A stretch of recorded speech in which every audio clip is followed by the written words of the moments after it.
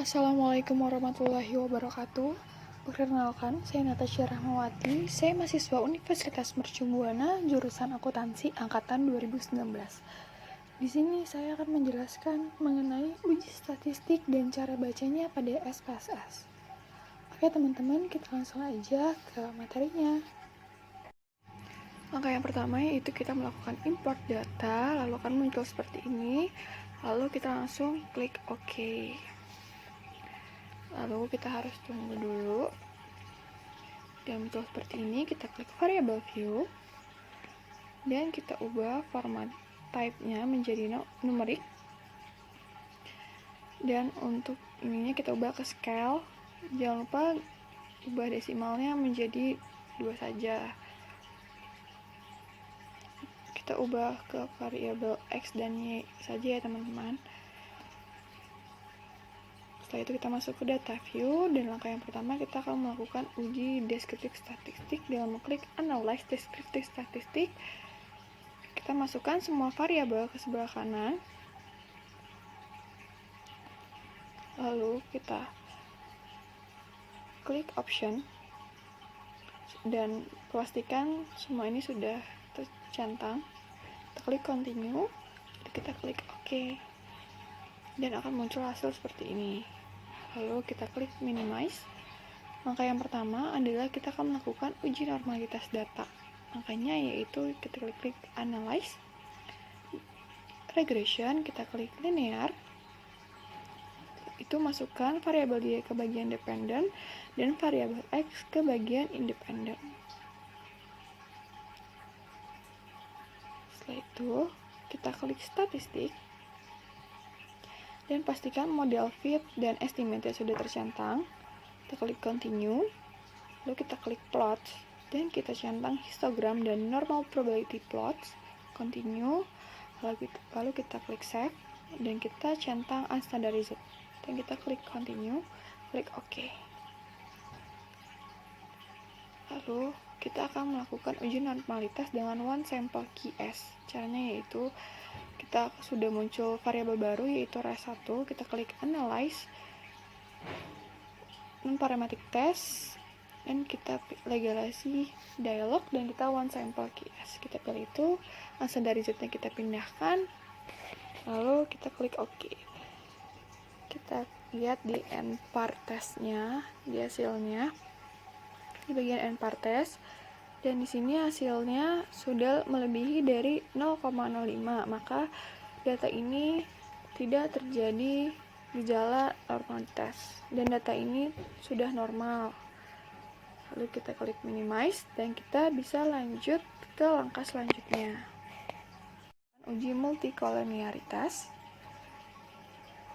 Pertama yaitu kita klik analyze, kita pilih regression, kita klik linear.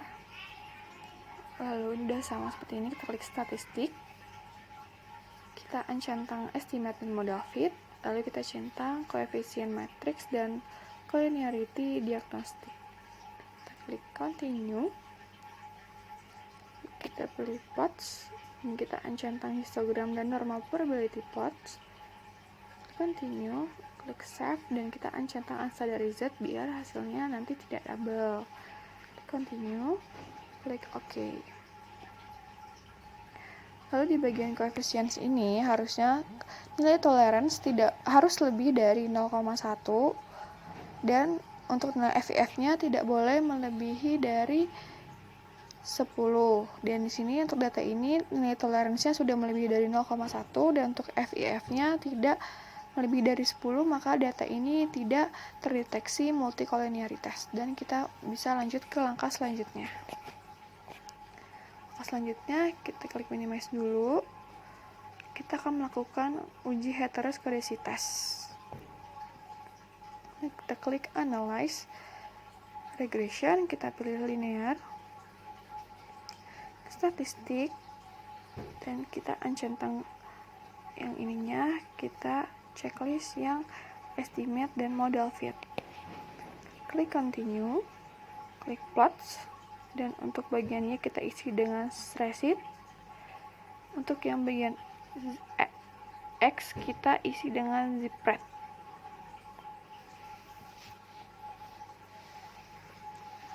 Lalu kita klik continue. Klik OK. Lalu kita melihat hasilnya di bagian bawah. Di bagian scatter plot. Sebenarnya ini titik-titiknya sudah menyebar dan sudah menjauhi diagonal 0. Tapi untuk lebih meyakinkan lagi, kita akan melakukan uji Glatzer. Itu dengan cara kita minimize dulu hasilnya. Kita harus memunculkan variabel baru dengan klik transform, compute variable. Kita anggap saja nama variabel barunya abs_res. Lalu untuk di function groupnya kita klik all, lalu kita pilih abs, kita klik 2 kali dan masukkan unstandarized. Kita klik OK. Untuk hasilnya kita abaikan dulu, kita minimize. Dan sudah muncul variabel baru, kita klik, lalu kita analyze. Kita pilih regression, kita pilih linear. Dan untuk di variabel dependent, variabel y-nya kita ganti dengan abs_res. Lalu ini sudah sama, klik OK. Lalu akan muncul di bagian coefficients, kita lihat di bagian sig-nya. Di sini sig-nya sudah melebihi dari 0,05, maka data ini tidak ada gejala heteroskodisitas. Dan kita bisa lanjut ke langkah selanjutnya. Kita minimize. Langkah selanjutnya kita akan melakukan uji autokorelasi. Yang pertama itu kita klik analyze, regression, linear. Lalu untuk dependennya kita pindahkan lagi menjadi variabel y. Lalu pilih statistik. Dan kita centang Durbin-Watson. Kita klik continue lalu klik OK. Oke teman-teman, di sini kita bisa lihat Durbin-Watsonnya hasilnya 0,934 di bagian model summary. Dan untuk melihat apakah data ini normal atau tidak, kita harus melihat tabel Durbin-Watson. Oke teman-teman, sini sudah muncul tabel Durbin-Watson dan saya buka notes untuk menghitung hasil dari Durbin-Watsonnya. Di sini saya menggunakan 12 data dengan 3 variabel bebas. Maka Durbin-Watson saya ada di sebelah sini ya, yang tadi saya tunjuk dengan panahnya. Dan di sini saya menggunakan rumus data normal jika DL lebih kecil dari D dan lebih kecil dari DU, maka data itu normal.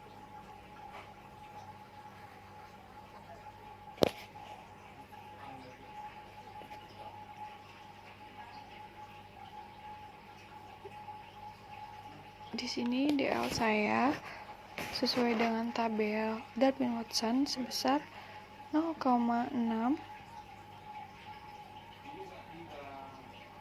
Ini saya lihat di sini ya teman-teman.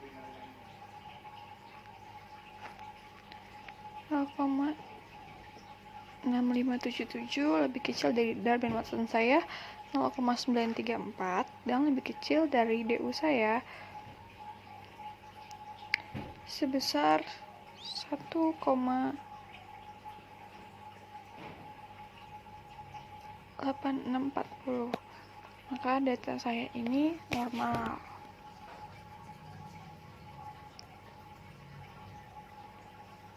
Lalu untuk yang selanjutnya, setelah membaca Durbin-Watson, kita akan membaca data uji T dan uji F.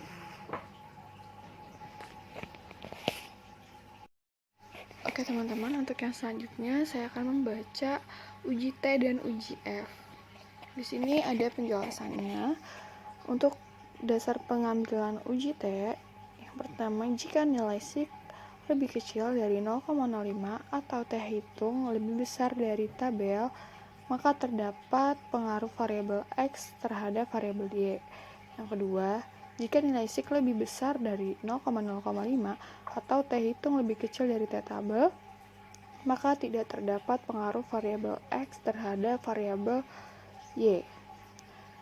Di sini untuk menghitung T tabel yaitu dengan cara T buka kurung A dibagi 2 titik koma N dikurang K dikurang 1 tutup kurung. Lalu kita langsung masukkan angkanya sama dengan T buka kurung 0,05 A nya dibagi 2 titik koma N nya karena saya memakai 12 data maka 12 dikurang K nya saya memakai 3 variabel dan dikurang 1,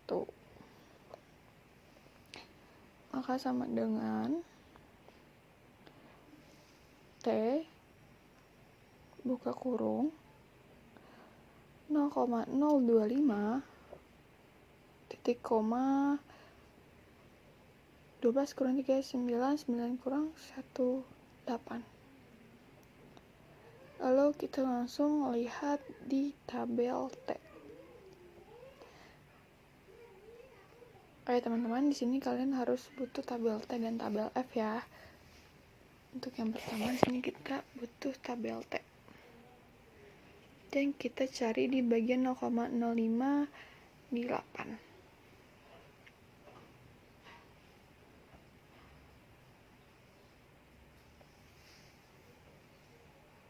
Temu hasilnya T saya yaitu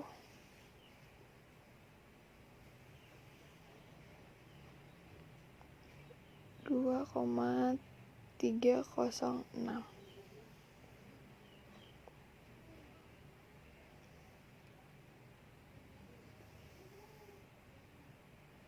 Ini hasilnya ya teman-teman, dan untuk yang F itu sama, caranya sama, yaitu dengan cara F K titik koma N dikurang K. Jadi K nya saya 3,12 kurang 3 9, jadi 3,9, dan kita cari di tabel F nya di bagian variabel 3 dengan 9 sampel. Lalu kita langsung lihat ke hasil output kita. Oke teman-teman, kita lihat di bagian coefficients, di bagian uji T-nya. Kita lihat ke catatan lagi ya. Di sini hasil T saya untuk yang rowa yaitu 0,186 dan untuk sig-nya 0,857.